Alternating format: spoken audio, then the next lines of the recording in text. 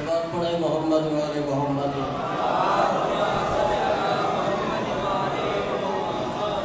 اعوذ باللہ من الشیطان الرجیم. بسم اللہ الرحمن الرحیم. الحمد للہ رب العالمین وعاقبۃ للمتقین. ثم الصلاة والسلام على سید المرسلین وخاتم النبیین وأهله البيت الطيبين الطاهرين المعصومين. أما بعد فقد قال الله تبارك وتعالى في كتابه المجيد والفرقان الحميد. بسم الله الرحمن الرحيم. وما أرسلناك إلا رحمة للعالمين. صلوات.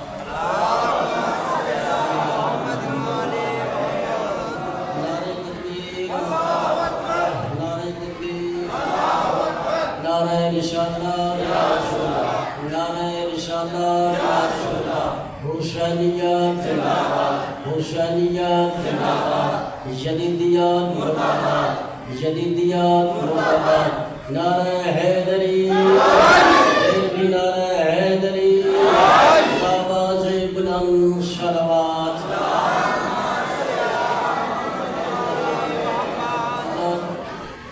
عزیز المحترم مولانا علامہ صاحب مولا علی کی شان پڑھ لیا. میرے دل چاہتا ہے کہ میں چند جملے نبوت کے سناؤں.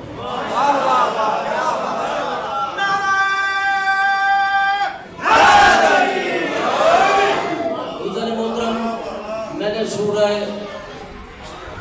بنی اسرائیل کی آیت نمبر 107 پڑھنے کا شرف حاصل کیا ہے، جس میں پروردگار عالم ارشاد فرماتے ہیں کہ ہم نے نہیں بھیجا آپ کو اے رسول معظم مگر رحمت عالمین کے واسطے. پروردگار عالم یہ اعلان فرما رہا ہے کہ ہم نے اپنے رسول کو اپنی مخلوق کی طرف رحمت بنا کر بھیجا ہے، زحمت بنا کر نہیں بھیجا. یہ اس امت پر ہمارا عظیم احسان ہے کہ ہم نے آپ جیسا نبی بھیجا ہے. ہم نے گزشتہ امتوں کے لیے نبی بھیجے تھے، رسول بھیجے تھے. وہ امتیں بھی ہماری پیدا کی ہوئی تھی اور وہ رسول بھی ہمارے بنے ہوئے تھے. لیکن اے میری رسول، ان امتوں میں اور تیری امت میں فرق ہے، ان نبیوں میں تیری رسالت میں فرق ہے. وہ فرق یہ ہے کہ وہ نبی تھے صرف اپنی امت تک،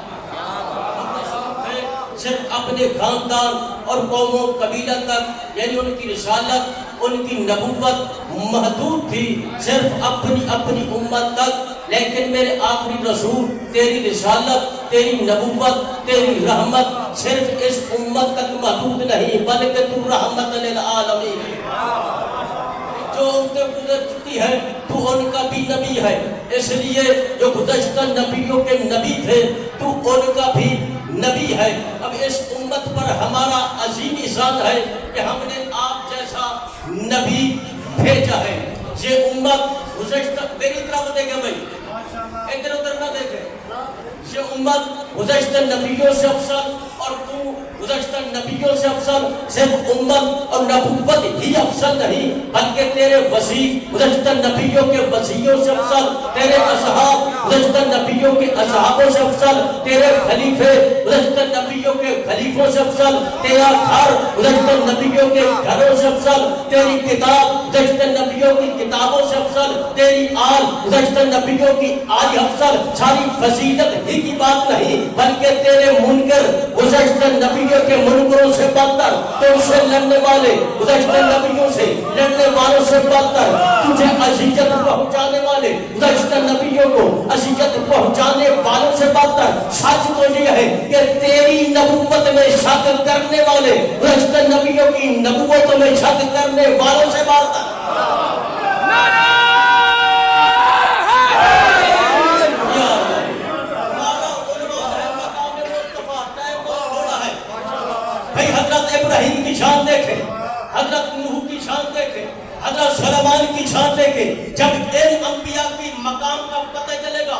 پھر پتہ چلا کہ ہمارے رسول کا مقام کیا ہے.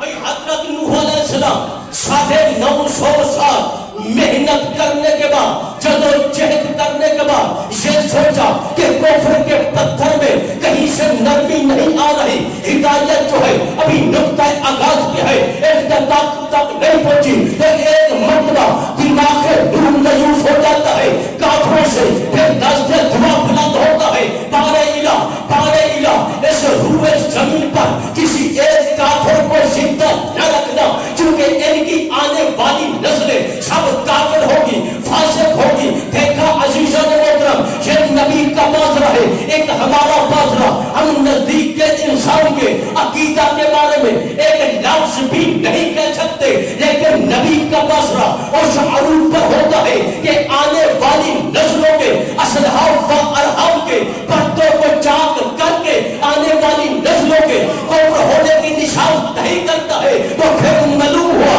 نبی کا دیکھنا اور ہے, ہمارا دیکھنا اور ہے.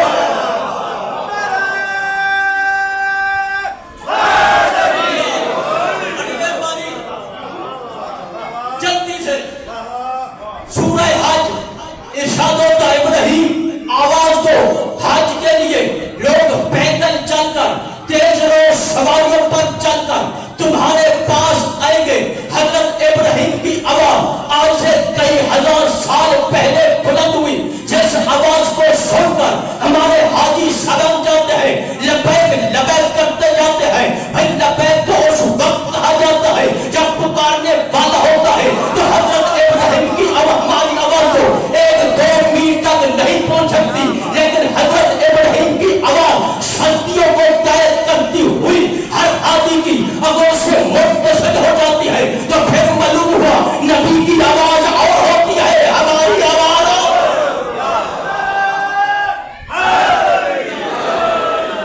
لشکر سلیمان وادی نمل میں داخل ہوا.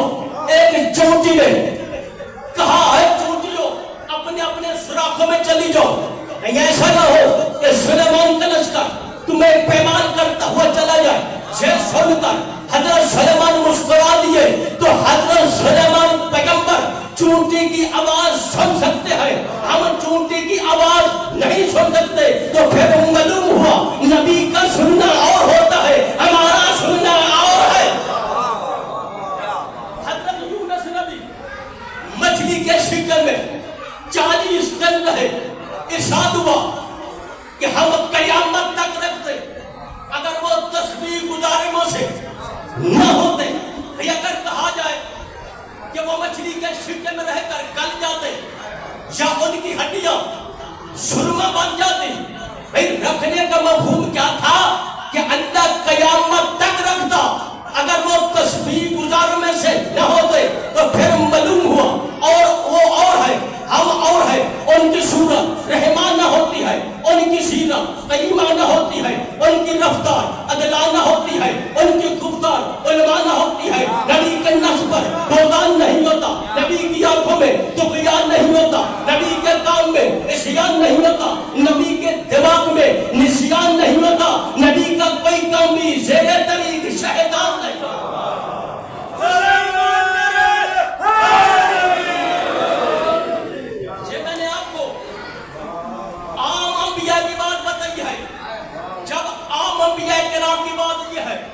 تو ہمارے رسول کی شان کیا ہوگی؟ جس طرح ہر پہاڑ ایک کتور نہیں ہو سکتا, ہر گھر ہرنا نہیں ہو سکتی, ہر گھر کھانا کعبہ نہیں ہو سکتا, ہر دشت کربلا نہیں ہو سکتا, ہر میدان کربلا نہیں ہوتا, ہر چادر تطہیر نہیں ہو سکتی, ہر جام نہیں ہو سکتا. اسی طرح ہر نبی خاتم نبی نہیں ہو سکتا. سلوات پڑھیں محمد والے محمد. میرے پاس 8-9 منٹ ہیں. تو میرے محترم, عام انبیاء کرام عبد ہے, میرا رسول عبد ہو ہے. عبد وہ ہے جس کی خدمت پہلے ہو, علم بعد میں.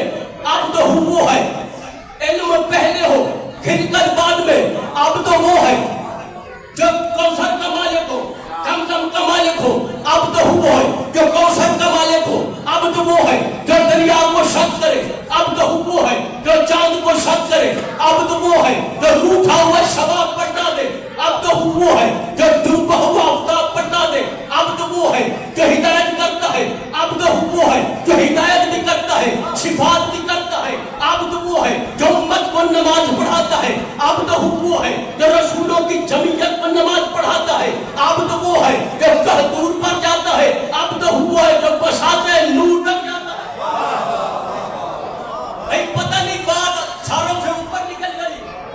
بھائی حضرت یوسف علیہ السلام نے شباب کو واپس کیا، اگر کسی کی بات میں سمجھ میں نہ ہے، اور اللہ کے آخری رسول نے چاند کو واپس کیا۔ نہیں سب پتا، تاریخ پڑھی ہو نہ پتا ہو، تو پھر اور قریب ہوا، بڑی آخری جملہ پڑھ کے چھوڑ دیتا ہے، اور قریب ہوا یہاں تک کہ 2 کمانے شہن سے کم فاصلہ رہ گیا۔ کعبہ کا حسین اور ادنا کے علامہ فخر الدین رازی یہ لکھتے ہیں کہ یہ جو لفظ ہے زمانے جاہلیت میں استعمال ہوتا تھا، جب 2 قبائل اکٹھے ہوتے کسی بات کے لیے، کسی خاص وعدے کے لیے، تو کمانے لے جاتے اور دونوں بیٹھ کر کمانوں کو کھینچتے، اور جس کے معنی ہے جنگ جان 2 کلا، کہ جیسے تمہاری جنگ اس سے ہماری جنگ۔ تو جب اللہ نے اپنے رسول کے لیے کعبہ کا حسین کا لفظ استعمال کیا تو معلوم ہوا اللہ بھی یہ کہنا چاہتا ہے، اے میرے رسول صلح تمہاری ہوگی، امان ہماری ہوگی، کلمہ تمہارا ہوگا، کلام ہماری ہوگی، امت تمہاری ہوگی، امام ہمارا ہوگا، تیری زبان میں میری گفتار ہے، تیرے عمل میں میرا کردار ہے، میری تحریر تیری تقریر کے ساتھ ہے، یعنی میرا قرآن مجید تیری صورت ہے، ہر میدان میں قرآن میں جو سورہ ہے وہ ہر میدان میں تیری سیرت ہے، جو تیری سیرت ہے وہ علم مشیت ہے، جو تیری اعلان ہے، تیری اذان ہے، جو تیرا کلمہ پڑھے گا وہ مسلمان ہے، جو تیرے بعد نبوت کا دعویٰ کرے اس کا دعویٰ حجیان ہے۔ اے میرے رسول جو تجھ پر یقین کامل رکھے وہ کل ایمان ہے، جو تیری نبوت میں شک کرے وہ بے ایمان